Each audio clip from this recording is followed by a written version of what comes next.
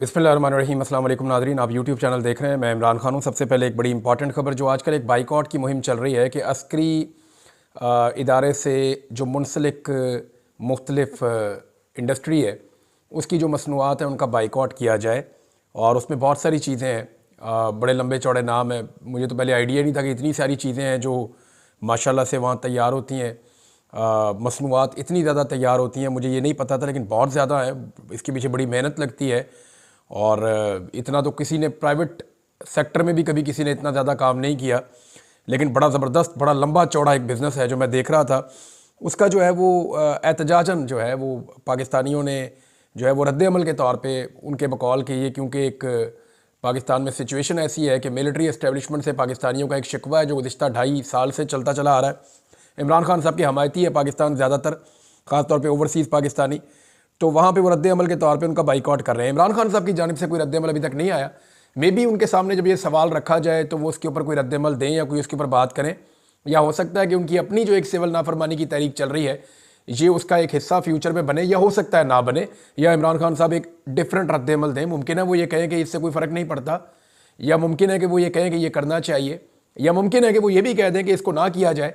ये depends on the situation. ये इमरान खान साहब क्या कहते हैं इसके बारे में आप कुछ नहीं कह सकते। लेकिन मेरे पास खबर आई नवाज शरीफ साहब के हवाले से, ये बहुत इंपॉर्टेंट है। देखिए, बहुत सारे लोग इसके बारे में बात कर रहे हैं, सहाफ़ी इसके बारे में बात कर रहे हैं जो एस्टेब्लिशमेंट के करीब हैं, जो लोग एस्टेब्लिशमेंट के बिहाफ पे आकर धमकियाँ देते हैं वो लोग इसके बारे में बात कर रहे हैं। और उनकी बेचैनी ये बता रही है कि इसका इम्पैक्ट है। और बहुत सारे ऐसे लोग जो रिटायर फ़ौजी हैं या वैसे ही कोई करीब रहते हैं एस्टेब्लिशमेंट के, वो लोग भी इसके बारे में बात कर रहे हैं। लेकिन आपने गौर किया कि नवाज शरीफ ने या उनके करीबी साथियों में से किसी ने इसके ऊपर बात नहीं की। क्यों बात नहीं की? ये हर छोटी सी चीज़ के ऊपर बात करते हैं। 9 मई के ऊपर दिन में मेरे ख्याल में पाकिस्तान में शायद ही कोई एक ऐसा दिन होगा गुज़िश्ता 1.5 साल में जब 9 मई के ऊपर इन्होंने बात नहीं की होगी। 10 मई से लेके अब तक कोई एक ऐसा दिन नहीं है जब इन्होंने 9 मई के ऊपर बात नहीं की। जिन्हें इदारे का इतना दुख और इतना दर्द है वो इस बाइकआउट के ऊपर बात क्यों नहीं कर रहे? आपने सोचा इस बारे में? मैंने इस बारे में सोचा। मैंने नून लीग के कुछ करीबी लोगों को छेड़ा, तो मेरे वहाँ बहुत सारे दोस्त भी हैं। जर्नलिस्ट के हर पार्टी के अंदर दोस्त होते हैं। आज भी पीपल्स पार्टी में, PMLN में बेहतरीन लोग मेरे जानने वाले हैं, मेरे अपने सोर्सेज हैं, उनसे मैं खबरें भी लेता हूँ। पाकिस्तान तहरीक-ए-इंसाफ में भी सोर्सेज हैं, वहाँ से भी मैं खबरें लेता हूँ। फजल रहमान साहब की पार्टी में भी 2-3 सोर्सेज मेरे हैं और वो भी अच्छी खबर मुझे बताते हैं, उनका बहुत शुक्रिया।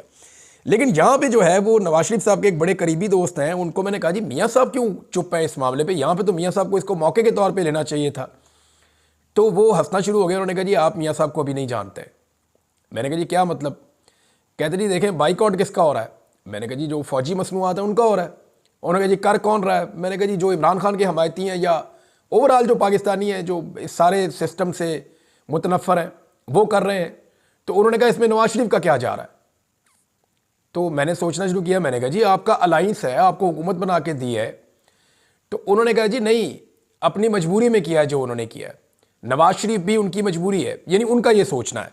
तो मियाँ नवाज शरीफ साहब के बारे में उनका ये दावा था, ये मैं आपको नहीं बता रहा, ये उन्होंने मुझे कहा। उनका ये दावा था कि मियाँ नवाज शरीफ साहब इस मामले पे बोलने का इरादा नहीं रखते और पार्टी की भी एक मानी खेज खामोशी है और वो इसको देख रहे हैं कि कोई रिक्वेस्ट आए, कोई अबे कहे तो फिर हम एहसान जतला के या उसके बदले में कुछ हासिल करके इसको भी वो अपने सियासी मकसद के लिए इस्तेमाल करना चाहते हैं।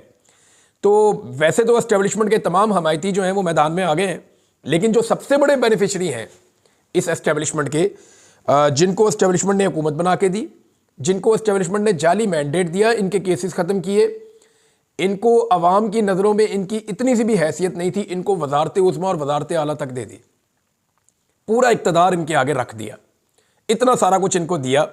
और ये जो इतने बड़े बेनिफिशरी हैं वो बिल्कुल खामोश हैं। ये बात वैसे समझ आने वाली नहीं है, लेकिन मुझे जो चीज़ पता चली वो मैंने आपके साथ शेयर कर दी है कि अभी नवाज शरीफ साहब तेल और तेल की धार देख रहे हैं, वो इसमें भी अपना फ़ायदा और नुकसान ढूंढ रहे हैं। दूसरी खबर ये है कि जो 26 नवंबर को इस्लामाबाद के अंदर कत्लेआम हुआ और इस्लामाबाद के अंदर जो सानिया डी चौक हुआ, उसको दबाने की तमाम कोशिशें की जा रही हैं और लगातार की जा रही हैं। यानी इसमें जो अभी कुछ ऐसी चीज़ें हो रही हैं, जैसे लाहौर से खातून कारकुन को गिरफ़्तार किया गया, फ़रा खान उनका नाम है, और ख़वातीन को भी गिरफ़्तार करने का प्लान है। सहाफ़ियों के ऊपर क्रैकडाउन कर दिया गया। यानी ये सारा कुछ क्यों किया जा रहा है? ये सारा कुछ इसलिए किया जा रहा है कि सबको अपनी अपनी पड़ जाए, खबरें बदल जाए, फोकस शिफ्ट हो जाए और 26 नवंबर को सारे लोग भूल जाएं। लेकिन इतनी बड़ी तादाद में कभी सहाफ़ी रूपोश नहीं हुए जितनी बड़ी तादाद में सहाफ़ी अभी रूपोश हैं। 2 दर्जन के करीब सहाफ़ी हैं जो अपने आप को ख़तरे में महसूस कर रहे हैं। ये वो तमाम सहाफ़ी हैं जिन्होंने आई विटनेस के तौर पे वहाँ पे रिपोर्टिंग की थी और इन्होंने लोगों को गोलियाँ लगती हुई देखी भी हैं और इन्होंने बाद में रिपोर्ट किया भी है। अब इन्हें इनके मौक़िफ़ को बदलने के लिए कोशिश की जा रही है। सहाफ़ी जो है वो कोई कहीं चला गया, कोई कहीं चला गया, कोई अपने गाँव में चला गया, कोई किसी और इलाके में चला गया। 2-3 सहाफ़ी ऐसे हैं जिनके गाँव तक में रेड हुई है और इतना कभी भी सहाफ़ियों को परेशान नहीं किया गया, सताया नहीं गया। इसके पीछे जो रीज़न नज़र आ रही है वो ये है कि खौफ फैलाया जाए और बजाय इसके कि लोग डिस्कस करें कि 26 नवंबर को इस्लामाबाद में किस किस्म का मज़ाकर हुआ, उसको डिस्कस करने की बजाय ये डिस्कस किया जाए कि इस वक्त सहाफ़ियों के साथ बड़ी ज़्यादती हो रही है, इंसानी हकूक़ की पामालियाँ हो रही हैं। हुकूमत तवज्जो हटाने के लिए कुछ भी बड़ा कर सकती है इस वक्त मुल्क में। ये मैं आपको फिर बता रहा हूँ कि हुकूमत 26 नवंबर से तवज्जो हटाने के लिए और भी कुछ बड़ा कर सकती है इस मुल्क में। और सबसे बड़ा इवेंट तो ये हो सकता है कि इमरान खान साहब को रिहा कर दिया जाए। अगर इमरान खान साहब रिहा हो जाते हैं तो ये तो एक बहुत बड़ी खबर होगी पाकिस्तानियों के लिए। इमरान खान साहब के लिए जो आखिरी ऑप्शन जो उनके सामने रखा गया था, आज मैं वो ऑप्शन तफसील से आपको बताऊंगा कि एक्चुअली इमरान खान साहब के सामने ऑप्शन क्या था जो उनको पेश किया गया था और उस ऑप्शन के ऊपर इमरान खान साहब का रद्द-ए-अमल और डिमांड क्या थी, वो मैं आपको बताता हूं। लेकिन पहले आप ये देखें कि ओवरसीज़ पाकिस्तानियों से मैंने चंद लोगों से रब्ता किया, कुछ लोगों ने मेरे साथ रब्ता किया। ये वो लोग हैं जिनकी कॉल के ऊपर ज़्यादा लोग निकलते हैं मुख्तलिफ ममालिक में। वो ये बता रहे हैं कि उनके साथ लगातार रब्ता किया जा रहा है। पहले दबाव डालते थे, अब मिन्नतें की जा रही हैं कि जो 26 नवंबर है इसके मामले को नीचे जाने दें, इसको दबने दें, इसके ऊपर ज़्यादा बात ना करें। अब यानी ये दबाव बढ़ रहा है हुकूमत के ऊपर और इस्टेब्लिशमेंट के ऊपर, और ओवरसीज़ पाकिस्तानियों से मिन्नत तरला किया जा रहा है और पाकिस्तान में भी फोकस शिफ्ट करने की कोशिश की जा रही है कि किसी तरह 26 नवंबर को जो लाशें गिरी हैं उनसे जान छूटे। देखें 12 तो कंफर्म यानी मुसद्दका 12 लाशें तो पाकिस्तान तहरीक इंसाफ के पास है जो शहीद हो गए लोग, और उसका मुकदमा दर्ज होना है मारने वालों के खिलाफ और ऑर्डर देने वालों के खिलाफ, और उसके लिए पाकिस्तान तहरीक इंसाफ को काम करना होगा। अब जो लापता लोग हैं वो 100 से 150 के बीच में बताए जाते हैं और जो लापता हैं उनके बारे में नहीं पता कि वो जिंदा भी हैं या नहीं है, और उनमें से कितने वापस आएंगे और कितने नहीं आएंगे, और जो वापस नहीं आएंगे वो कहां गए, क्या उन्हें मार दिया गया, अगर मारा गया तो उनकी लाशें कहां हैं। ये वो सवालात हैं जो पाकिस्तान के सारे मीडिया को उठाने चाहिए, लेकिन अभी तक कोई भी इन सवालात को नहीं उठा रहा। सहाफ़ियों को हरासा कर ले, तवज्जो जितनी मर्जी भटका लें, लेकिन 26 नवंबर को जो कुछ भी इस्लामाबाद के डी चौक में हुआ उससे तवज्जो नहीं हटेगी। अब अदालत के अंदर बड़े बड़े केसेस लगाए गए, बड़े बड़े केसेस अदालत के अंदर लगाए गए ताकि तवज्जो वहां पे शिफ्ट हो जाए, और बहुत सारे सहाफ़ियों को एक्टिवेट भी किया गया। जनाब आपने सारे प्रोग्राम इनके ऊपर करने हैं, टिकर्स इनके ऊपर देने हैं, टीवी चैनल को कहा गया कि आपने अदालत के अंदर से आने वाली खबरों को उठाना है। इस किस्म के वहां से कमेंट आएंगे अदालतों के अंदर से, इस किस्म के जजेस के रिमार्क्स आएंगे, ऐसी गर्म गर्म खबरें निकलेंगी कि 26 नवंबर को ताकि लोग भूल जाएं। लेकिन 26 नवंबर के ऊपर पाकिस्तान तहरीक इंसाफ ने जो सवाल उठाया हुआ है ना, उसने सबका जीना हराम किया हुआ है कि गोली क्यों चलाई। अब गोली क्यों चलाई जो है ना किसी के पास इसका जवाब है और ना इस सवाल को कोई फेस कर पा रहा है, और यही सवाल जो है वो इस वक्त मुसीबत बना हुआ है। एक चीज नाजरीन इसके अंदर और है, जो डील जिसका मैं जिक्र कर रहा था, जो इमरान खान साहब को ऑफर की गई। इमरान खान साहब को नवंबर में यह कह दिया गया था कि अगर आप अपना एहतजाज मौखर कर दें या अपने एहतजाज को कैंसिल कर दें तो 15 दिसंबर से पहले पहले आपको रिहा कर दिया जाएगा। 15 दिसंबर से पहले पहले आपको पहुंचा दिया जाएगा खैबर पख्तूनख्वा के जिस इलाके में आप चाहेंगे। उन्हें 2-3 ऑप्शंस दिए गए थे जिनमें एक नथिया गली का ऑप्शन भी था, और वो ये ऑप्शन देते हुए उन्होंने सोचा कि इमरान खान साहब वहाँ पे ज़रा कंफर्टेबल रहते हैं और पसंद करते हैं उस इलाके को, तो इनको वहीं भेज दिया जाए। और फिर ये कहा गया कि बाकी चीज़ें वहाँ पे इमरान खान साहब के साथ मिलकर आकर बैठकर मुज़ाकरात में तय कर ली जाएंगी, और वहाँ पे इमरान खान साहब के पास उनका टेलीफोन भी होगा, वो बातचीत भी कर सकेंगे और राब्तों में भी रह सकेंगे, वो किसी किस्म की गिरफ्तारी नहीं होगी। तो आप बेफिक्र हो जाएं, इमरान खान साहब को 15 दिसंबर से पहले पहले वहाँ पहुँचा दिया जाएगा। ये यकीन दहानी करवा दी गई थी और ये बातें भी कर दी गई थी। लेकिन इमरान खान साहब ने जो शर्त रखी, उन्होंने कहा जी कि फिर कुछ लोगों को तो फौरी तौर पर रिहा करें और मुझे भी रिहा करें, मैं 24 तारीख को खुद जलसा करके उसके बाद फिर मैं बाकी चीज़ें देखूंगा। लेकिन जो 2 चीज़ें इमरान खान साहब को कही गई जहाँ पे मामला फंस गया था, एक ये है कि इमरान खान साहब को कहा गया कि जनाब आप मैंडेट तो अपना भूल जाएं, वो आपको नहीं मिल रहा, हम आपको आज़ादी दे रहे हैं, आप जाकर इलेक्शन लड़ सकते हैं, यानी इसका रास्ता भी खुल जाएगा। आप आज़ाद हो जाएं जाकर अपना इलेक्शन लड़े, इलेक्शन लड़कर आप कौमी असम्बली में आए और कौमी असम्बली में आकर आप अपोजिशन लीडर के तौर पर अपना रोल प्ले करें और फिलहाल आप मैंडेट की वापसी भूल जाएं। हो सकता है कि मिड टर्म इलेक्शन पाकिस्तान में करवा दिए जाएं, लेकिन अभी आप इस सेटअप को चलने देंगे, इसके अंदर आप रुकावट नहीं डालेंगे। ये सारी चीज़ें इमरान खान साहब के सामने रखी गई, जिन पे इमरान खान साहब ने फिर अपनी एहतजाज की कॉल को वापस लेने से इनकार कर दिया। मैं आपको फिर बता रहा हूं कि इमरान खान साहब को कहा गया था कि 15 दिसंबर से पहले पहले आपको खैबर पख्तूनख्वा पहुंचा दिया जाएगा।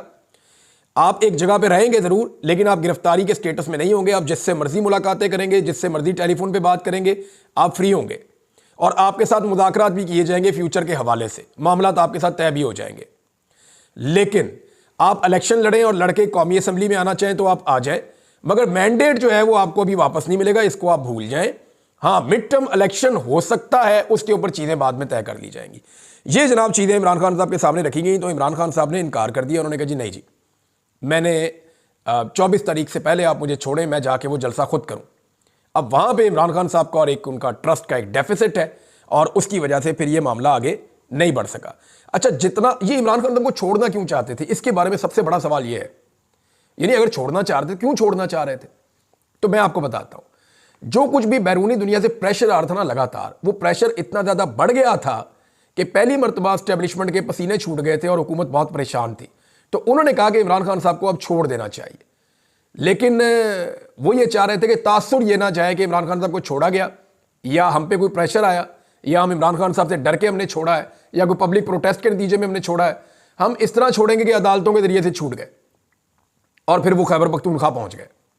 तो ये इस किस्म का एक खेल खेलने की कोशिश कर रहे थे। इमरान खान साहब ने इसके अंदर जो है वो तस्लीम नहीं किया।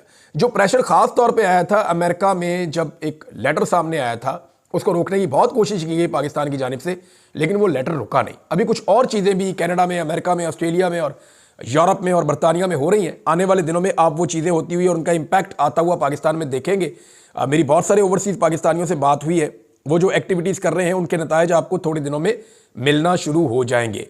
और दिसंबर के महीने के अंदर अमेरिका से एक बड़ी डेवलपमेंट भी आ सकती है और ये कहा जा रहा है कि डोनाल्ड ट्रंप कोई ट्वीट कर सकते हैं, कोई स्टेटमेंट दे सकते हैं इमरान खान साहब के बारे में। तो इसको कोई बैद नहीं है कि वो वाकई ये कर भी सकते हैं, और अगर वो ये करेंगे तो इसका पाकिस्तान पे इंपैक्ट आएगा। तो क्या इमरान खान साहब को अब रिहा किया जा सकता है? देखें, जितना प्रेशर नवंबर में था ना इमरान खान को छोड़ने का, उससे ज्यादा प्रेशर दिसंबर में इमरान खान साहब को छोड़ने का। मैं वजह बताता हूं। देखिए, पहले सिर्फ बैरूनी प्रेशर था जिसकी वजह से इमरान खान साहब को छोड़ने का फैसला हो गया था, और अब तो कत्ल भी हो चुके हैं। अब जो शहादतें हो चुकी हैं, जो बंदे उनके लापता है, पता नहीं वो जिंदा है या उनकी लाशें गायब कर दी गई हैं, इसके बारे में कोई कुछ नहीं कह सकता। लेकिन जो कुछ भी हो रहा है, इसका प्रेशर पाकिस्तान की एस्टेब्लिशमेंट पे और हुकूमत पे बहुत ज्यादा पड़ा है और वो बहुत ज्यादा परेशान है। लिहाजा इमरान खान साहब को अब अंदर रखना ज्यादा आसान नहीं है। दूसरी बात यह है कि छोड़ना भी पहले से ज्यादा मुश्किल है कि इमरान खान साहब को छोड़ेंगे तो क्या वो कंप्रोमाइज कर लेंगे इन शोहदा के ऊपर? तो अभी तक का जो इमरान खान का ट्रैक रिकॉर्ड है उसके मुताबिक इमरान खान साहब कंप्रोमाइज नहीं करेंगे। लेकिन पाकिस्तान तहरीक इंसाफ का जो ट्रैक रिकॉर्ड है वो बहुत अजीब है। यानी आज जो तारीख है वो, जब आप ये वीडियो देख रहे हैं तो 8 तारीख है, 8 है दिसंबर की, 26 नवंबर का वकूआ है। अब आप देख लें कितने दिन हो गए।